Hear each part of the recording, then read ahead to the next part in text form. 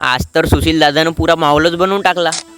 जय महाराष्ट्र मित्रांनो, सायंकाळचे 6:06 आलो अविनाश मामाच्या बोरवनामध्ये. आकर गँग तर नाचाच्याच प्लॅनिंग मध्ये आलती, पण त्यांना काही जागा भेटत नव्हती. अशी तरी कोणत्यामध्ये त्यांना जागा भेटली होती, तिथं बी मी कॅमेरा घेऊन एंट्री मारली.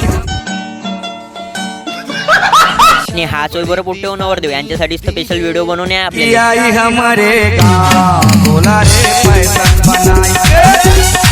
त्यापर्यंत माझ्या गावच्या पोट्टेला पण तुम्हाला तर समजलंच असेल की बँडचा फुल पैसा वसूल करते म्हणून. नवरदेवाच्या घरी पोहोचल्याच्या नंतर जेवण वगैरे झाल्याच्या नंतर त्यांना बाय बाय करून मी निघलो आपल्या घराकडे.